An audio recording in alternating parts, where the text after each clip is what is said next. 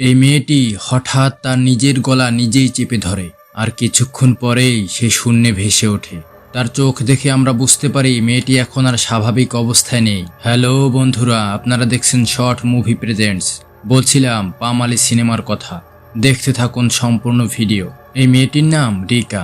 সে এবং তার হাজবেন্ড শহর থেকে গ্রামের বাড়িতে একটি কাজের উদ্দেশ্যে এসেছে। তার হাজবেন্ডের নাম জাকার। রিকা আর জাকার তাদের ঘর পরিষ্কার করার সময় কিছু চুল দেখতে পায়। তারা ওগুলো ফেলে দেয়, কিন্তু রিকা যখন রাতে টয়লেটে যায় তখন সে আবারও সেই চুলগুলো তাদের ঘরে দেখতে পায়। রিকা যখন দরজা বন্ধ করছিল তখন তার হাতে হোঁচট লেগে নখ ভেঙে যায়, আর সে একটি নেইল কাটার নিয়ে তার ভেঙে যাওয়া নখ কাটতে শুরু করে।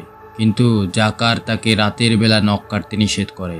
সেদিন রাতে যখন তারা ঘুমোচ্ছিল তখন রিকা একটি রুমের মধ্য থেকে নখ কাটার শব্দ শুনতে পায়। এমনকি সে কান্নার আওয়াজও শুনতে পায়। আসলে ওই রুমটি তারা খুলতে পারছিল না। এর আগেও তারা রুমটি খোলার ট্রাই করেছিল। এর পরের দিনের ঘটনা, জাকার ঘরে বসেছিল আর রিকা তার পিছনেই ছিল। কিন্তু হঠাৎ সে রিকাকে বাইরে ঝাড়ু দিতে দেখতে পায়। সে অনেকটা আতঙ্কিত হয়ে পড়ে, কারণ রিকা তো তার পিছনেই ছিল। হঠাৎ বাইরে গেল কি করে?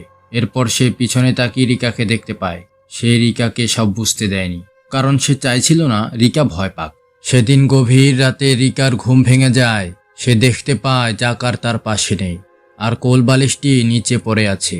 রিকা জাকারকে খুঁজতে শুরু করে, কিন্তু সে কোথাও জাকারকে খুঁজে পায় না। এরপর সে বিছানায় এসে শুয়ে পড়ে। যখন সে হালকা ঘুমে আচ্ছন্ন তখন সে দেখতে পায় জাকারের লাশ তার দিকে তাকিয়ে আছে। সে আঁতকে ওঠে, তার ঘুম ভেঙে যায়। তখন সে বুঝতে পারে এটি ছিল তার একটি দুঃস্বপ্ন। কিন্তু পরের দিন রিকা জাকারকে বলে, নিশ্চয়ই এই বাড়িতে কিছু একটা আছে, আমাদেরকে দ্রুত এই বাড়ি ছেড়ে যাওয়া উচিত। এখানে কিছু কথা বলে রাখি, আসলে এই সিনেমাটি প্রাচীন কিছু কুসংস্কার নিয়ে নির্মিত। এই বাড়িটিতে কোনো এক সময় জাকার এবং তার পরিবার বসবাস করত। তার বোনের নাম ছিল নেনদেন। সে একদিন রাতের বেলা নখ কাটার কারণে তার উপর একটি খারাপ আত্মা ভর করে, আর এর কারণে তার স্বামী মারা যায়। আর স্বামী হারানোর বেদনায় নেনদেন আরও আগ্রাসী হয়ে ওঠে। শেষমেশ নেনদেনের হাতেই জাকারের মা বাবা প্রাণ হারায়। আর হ্যাঁ, নেনদেন ছিল জাকারের আপন বোন। জাকার এবং রিকার সাথে এসব ভূতের ঘটনা ঘটার কারণে তারা দ্রুত তাদের বাড়িটি বিক্রি করে দেওয়ার সিদ্ধান্ত নেয়। কিন্তু যেই ব্যক্তি বাড়িটি কিনবে তাকে তো ভালোভাবে বুঝিয়ে দিতে হবে বাড়ির দায়িত্ব। আর এই জন্য জাকার এক ভয়ানক সিদ্ধান্ত নেয়। সে পরিকল্পনা করে কালো জাদুর মাধ্যমে নেনদেনের আত্মা শান্ত করার। এজন্য প্রয়োজনীয় সবকিছু সে প্রস্তুত করে আর পুজো করতে শুরু করে দেয়। কিন্তু নেনদেন বারবার তার কাজে ব্যাঘাত করছিল। সে চাইছিল না জাকার এই পুজো করুক। অন্যদিকে দেখা যায় রিকার উপর সম্পূর্ণরূপে নেনদেন ভর করে ফেলেছে।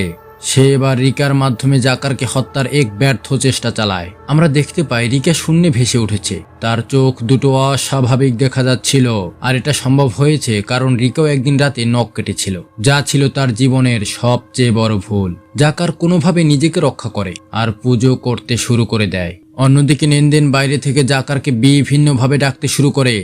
সে কিছুক্ষণ পর পর বলে উঠছিল, জাকার জাকার।